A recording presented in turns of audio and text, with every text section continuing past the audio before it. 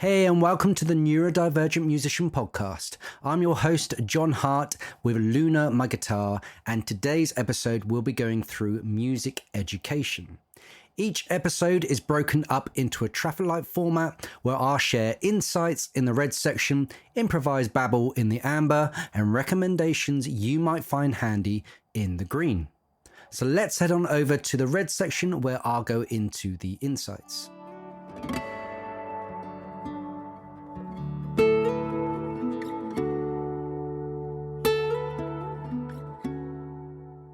So, when it comes to music education, it's important to recognize and support neurodivergent students who may have unique strengths and challenges.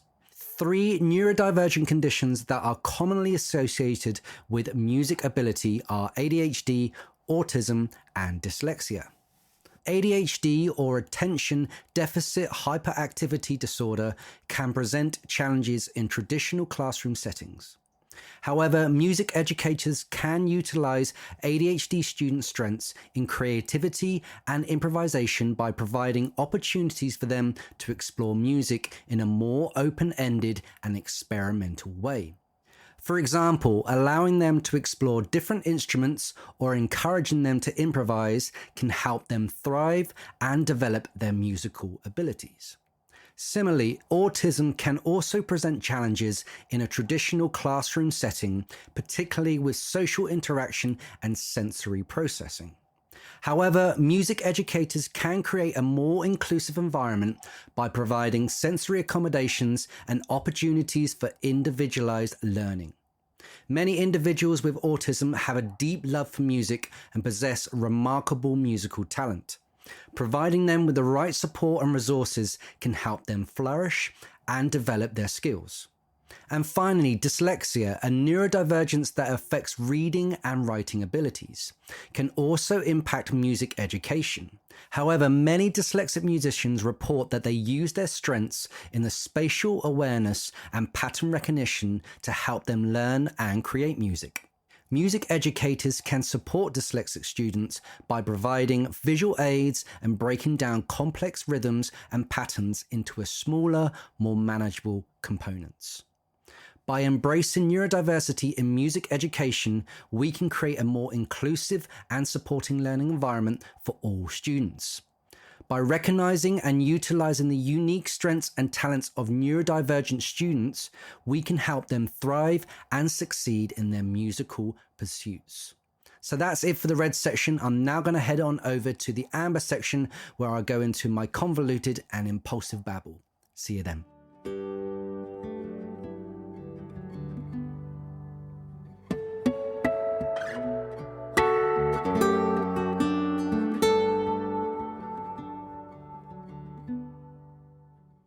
Okay, so we're into the amber section where I'm going to go into some improvised thoughts. So I'm going to go all the way back to school.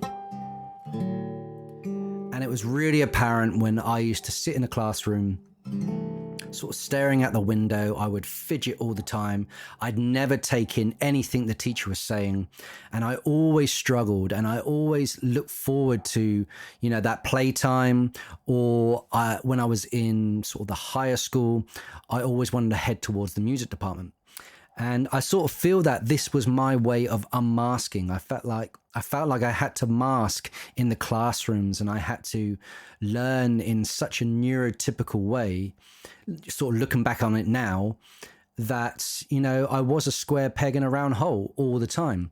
And it really affected my grades. I know I've mentioned this in sort of previous podcast episodes, but when you do feel like you're misunderstood, you're completely out of place, you're not relaxed. So you're never going to be able to process anything anyone's saying. So I always felt that, I processed info, I listened, I felt in a completely different way to everyone else did. And I just try to slot in as best I can. I did have some friendship groups, but I was told later on that, I'm a bit of a social butterfly, and I never like to stay with groups for too long because we get into deeper conversations. And if I get into deeper conversations, then I can go off on one. So my impulsive talking, and I never knew the line between short conversation and long conversation. It was really, really tricky. And I'm going to go into sort of impulsive talking, spending, and all sorts in later episodes. But with education, I never really found myself until I went to college. Now, I got myself through school as best as I can. Even my nan organized a private tutor. And, you know, we did the best we could and got a couple of C's, you know, a couple of D's and a couple of E's. And, you know, it's pretty average. But I sort of look back on it now and I'm like, yeah, you know, I was in a neurotypical setting. And I sort of feel schools were set up that way. They've adjusted a lot more now in some of the schools that I work in, you know, as a guitar teacher. I can see they're sort of accommodated to it. You always do see a child outside of class sitting there on a chair, you know, at a table, and they've been classed as naughty. And I'm sort of like, actually, is there something else going on there? You know, can that child actually focus, or are they trying to be slot into sort of the mono mode, but actually their brain's in stereo? So you get them on an instrument and they can communicate with you in so many amazing ways, but get them to go and write down something, get them to go and read music. Even reading music, music's so black and white, whereas I sort of found as dyslexic, you know, I need colorful aids, I need visual aids. And when I was told to go and, you know, read this music all the time, I really, really struggled. And I remember one day, bless him, my granddad asked me to go and play the Only Fools and Horses theme tune. And this is when I was like, I don't know, 11, 12. And I couldn't. And, you know, he said a comment like, well, you're not going to make it as a guitarist then, or, you know, if you don't read music. And I could have like just put my guitar down there and then, but I didn't. I carried it on. And funny enough, later when I went to university and there was like a variety show set up by some of my great friends, I performed this Jamie Cullum piece with a few friends, and he saw me like in my comfort zone. I was walking up and down the stairs. I was, you know, I was just playing. I was just completely comfortable in my own skin on stage. And then afterwards, I went up and saw him, and no one knew what we were talking about, but he just turned around and said, I take back what I said all those years ago. And I'm so pleased for you, and I'm so proud of you. And everyone else went, what are you talking about? And he was like, don't worry about it. Like, him making that comment and then putting that comment under the carpet and then telling me how he felt later was one of the most proudest moments of my life, because my granddad was such a strong figure of my upbringing. And to have people like that, to even have teachers, if you've made a comment to one of your students and then they've come back and they've got even better and they've proved you wrong, you know, take back that comment. And I'm the same. If I've said something to my students and they come back to me years later and they've done the thing, I'm like, wow, I completely take back what I said. And I don't know if any of my teachers would from school. I think I was just kind of like one of those students that were in the crowd. I never stood out, apart from when I was in music. And there was a few teachers that saw something in me. And I think for me, music was, again, it's like now, it's like a therapy for me. Rather than this educational tool, I use it in a completely different way. I use it in a visual way. I use it the way to express myself, rather than I've got to learn this theory and I've got to learn this technique and I've got to learn these pieces and I've got to learn all the things, the history behind it. It's kind of like, I'm just bored. I'm bored of this. I did like doing scales because there was a sort of repetitive action with it. And I learned some Joe Satriani and Steve Vai. But school was just, I don't know, it was like a prison in my head, really. And then you're trying to slot in with friends, and I felt completely out of place all the time. I was the kid with, you know, ginger hair, spots, braces, just like, no, you know, all over the place mentally as well. So no wonder I couldn't focus. And then obviously finding out I've, you know, dyslexia at university and then other things later on. there's no wonder I struggled. And then when I went to college, I started on IT first. And I quickly realized I was creating music websites, music platforms, whatever it was, presentations and things in my IT course. And then quickly realized that, I'm not doing the right thing. And I dropped out of college of that course. And then I went on to Platform One, which I spoke with Andy Booth from the previous episode. And he went to Platform One as well. And it I think it fell into our laps for both of us. And then I went and auditioned, and then I went into it. And the way Platform One was set up and is still set up, I sort of feel it's set up for neurotypicals and neurodivergents because it's so creative. Yes, we have to do some theory. Yes, we have to do some written work. But a lot of it is performing and composing and, rehearsing and touring or whatever it is. And that really allowed me to focus on my strengths. And it was such an amazing period. It was only 2 years. And then from that, and I grew up on the Isle of Wight, I was like, right, I'm going to go to university. And I applied to Southampton, which is just over the water. And I didn't apply for anywhere else. And, hindsight is one of those things, but I think I probably should have widened my pool because Southampton was a very academic music degree. And I don't have a very strong academic background. I'm not a very strong academic, and I'm not scared to say that. I am a highly creative individual, so high creative intelligence. And that is completely my attribute. I would try and find ways around it. But when it came to some things like 20th century music and, classical and romantic music and other things, I was just completely lost at sea. And then there was jazz theory and all sorts of other things. And I was just like, this just feels like maths and English and history and everything all wrapped up into one. And I just could never find myself. So I ended up just going out every night. And because drinks were so cheap, I was just drinking and eating and just like, looking back on it now, it's a bubble, but I really, really struggled in that first year and almost dropped out twice. I had to have friends help me. And, when they're having to do their essays and then completely do mine, you have RSD, you have that failure, that shame, that guilt that you're just not good enough. And I think all of us guitarists as well, we're in a sea of guitarists. And I was like, wow, I have no identity at the moment. And I scraped through the first year of university with a 39, which is just barely pass. And then I went into the second year. I think it was the first or second year that I got diagnosed with dyslexia. So I was able to get more minutes, free mini disc player. So mini discs are not around anymore. So that was very short-lived. The second year was very much the same. And I did a double unit in Spanish thinking it was going to be easy, but it was just horrendous.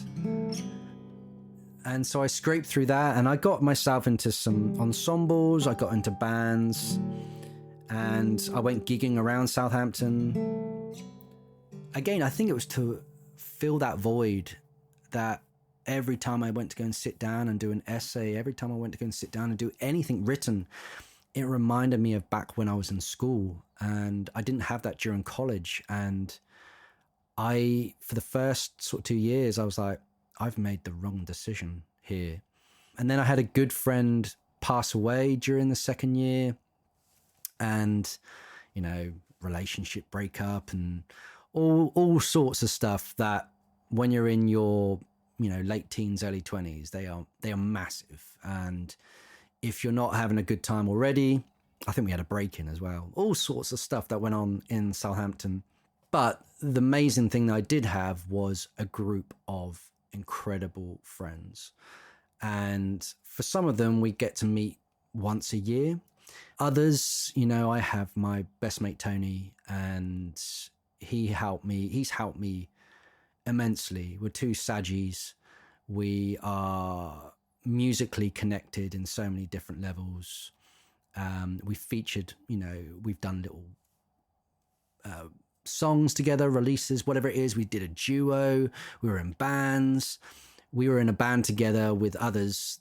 We did a Dark Side of the Moon tribute where we went down to the local Raw Oak pub in Southampton and we played this whole thing, and then we got Tumbleweed as our response. But it was those things actually that there were life lessons during my music degree.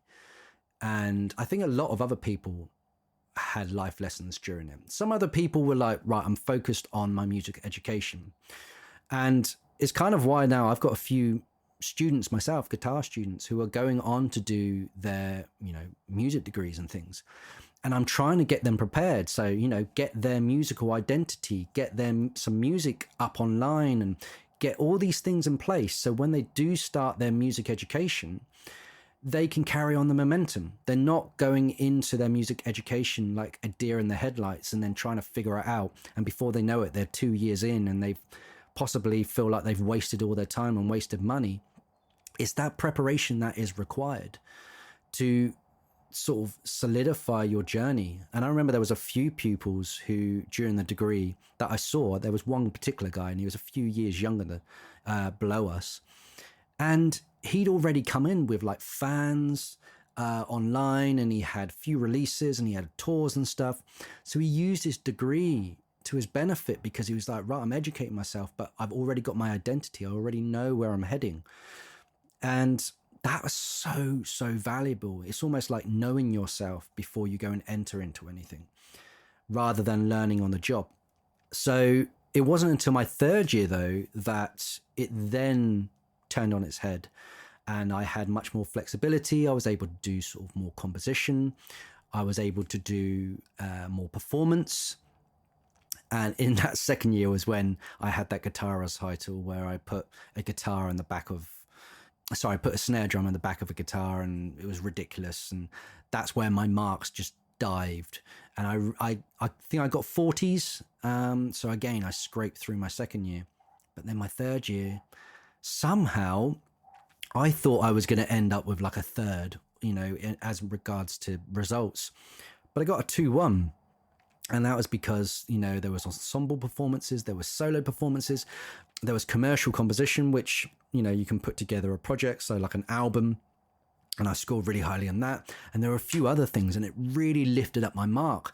But it was proof that if you work towards your strengths, you can just propel yourself. You are completely comfortable in your own skin, and you can just be in that environment that works for you. I don't know what I feel about the first 2 years of just completely working with my weaknesses. Maybe going through all those weaknesses allow me to appreciate my strengths in the third year. That hard graft that you've got to have as a musician, is the same as working with your weaknesses. And then after that, I never went on to do any higher education. And I've always wanted to do a master's, or always wanted to do a PhD, but I kind of felt like, no, I'm it's really horrible. I was like, I'm too thick for that, but I'm not. It's just because I've been speaking a different language all this time. I've been fitting and slotting myself into a neurotypical world all these years. Now I know about the neurodivergent ways and language and dialect and the way we feel and all sorts of things. It's allowing me to think differently. So if I go and head into higher education, I feel more equipped. And what I'd like to do is go into, music and neurodiversity, because this is something that I'm learning. And I feel like since I had crisis number 1 in December 2021, and then by a psychiatrist and doctor, they said ADHD and autism, and now I'm waiting for the assessments. So I'm going to do an episode on undiagnosed, and then I'm going to do another episode on diagnosed later down the line when the assessments come around. But now I know it in my bones. All I need the assessments for is formalities for medication and things. But I'm heading into this unofficial degree in neurodiversity, learning about dyslexia, ADHD, autism. And is it those types of things that are holding some musicians back to glory? I think, mental health, like I've mentioned in previous episodes, there's 70 to 80% of musicians suffering with mental health. But could there be something deeper going on? And are those things that are deeper holding them back? And if they can unlock that, could that lift them to the next level? Could their musicianship go to the next level? Could their careers go to the next level? Could their business go to the next level? If they are completely aware about themselves, they can start to heal internally, which will give them more opportunities externally. Because I think a lot of this internal stuff plays a massive part in our external, achievements and momentum and progression and all this sort of stuff. So that is my mission. And although it's been a musical education, it's really been a personal education at the same time. So whatever you do, if you want to go and enter into it, I would definitely, whatever age, go and enter into music education. Go and train yourself if you want to go and start a career. Now, you can start a career without education, but I think having, those qualifications behind you gives you a better chance to go into certain things like guitar tuition. If you want to go into music teaching, if you want to go and get other opportunities, just having that on your belt in regards to a degree of things really can help. Now, I'm kind of like two minds of, actually, could I have achieved what I've got now without a degree? Probably, I don't know. I don't know. And that's something that I would like to listen to musicians who've gone down that path. But if you check out, musicians, probably a lot of pop musicians, they haven't done degrees. They may have honorary degrees. But for me, doing a music degree was my expensive way of a golden ticket off the Isle of Wight so I can go and explore the world. And then I met some amazing friends. And went on from there. So that's my experience with music education. I definitely feel it's worth it. So that's it for the amber section. In the green section, I'm going to go through a recommendation. See you then.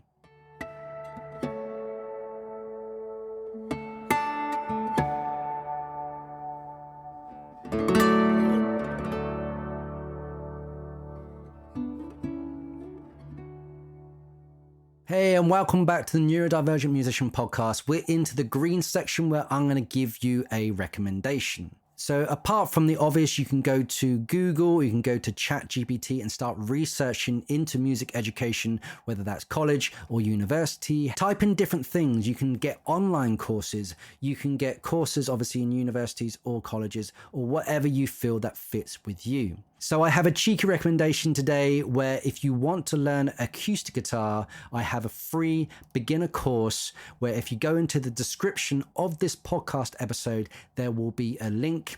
You then have a 12-week program where you can go through, I think it's like 24 videos where it breaks down chords, strumming, and all the other stuff.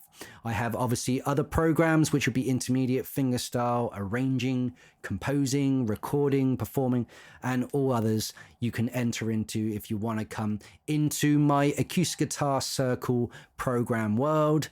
But yeah, there's a free beginner course if you do want it. If not, go and check out all the courses that are online. There are apps. There are so many resources out there to help you make a decision whether you want to go into music education.